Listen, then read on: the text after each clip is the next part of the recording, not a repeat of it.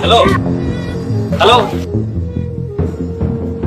বলছি কি এই গেলে মেরেছেন তো, এখানে আরেকটা মারেন না। তাকায় থেকে লাভ নাই, একটা মারেন না। আমি তো সকালবেলা গোসল করে ফ্রেশ হয়ে সুন্দর জামা কাপড় পরে বের হয়েছি আপনার হাতে থাপড় খাওয়ার জন্য, প্লিজ আরেকটা মারেন।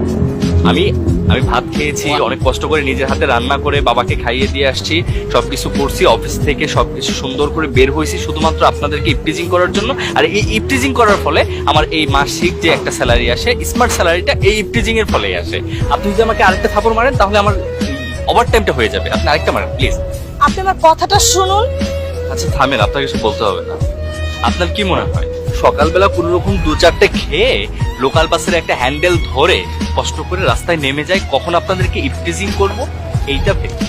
আমরা মধ্যবিত্ত ফ্যামিলির ছেলেরা এটা চিন্তা করি যে আমাদের ডিউটির ফাঁকে ফাঁকে রাস্তায় বের হবো, বের হয়ে আপনাদের মতো মেয়েদের সাথে আমরা ইপটিজিং করবো, আর ইপটিজিং এর টাকা দিয়ে আমার বোনকে ভালো কোনো স্কুলে পড়াবো, বাবাকে একটু ভালো চিকিৎসা করাবো, মার জন্য ওষুধ নিয়ে যাব, শুধুমাত্র আপনাদেরকে ইপটিজিং করব আর সেই টাকা দিয়ে এইগুলো।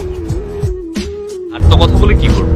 আমাদের মতো কিছু ছেলেরা আছে না সালা, এদের কোনো কাজ নেই তো, এরা কাজ ছাড়া শুধুমাত্র কখন মেয়েদেরকে পাবে আর কখন ইপটিজিং করবে, এই সালাদের জন্য আমাদের সকল পুরুষ জাতিদের উপর এই কলঙ্কটা লেগে আছে।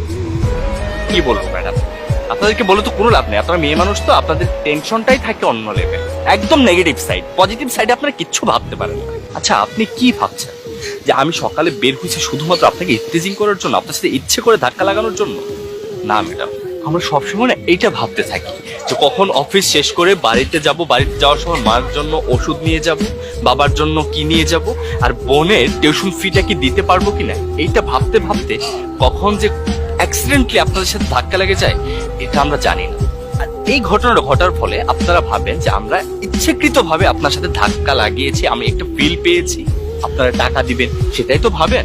শুনুন ম্যাডাম, একটা কথা বলি, সব ছেলেরাই না বুকের ভাঁজ আর কোমরের ঘাস দেখে পাগল হয়ে যায় না। কিছু ছেলে আছে যারা প্রকৃত ভালোবাসা চায়, সুন্দর একটা মন চায়, তার সুন্দর চাহনিতে ছেলেটার হৃদয় ভরে যায়।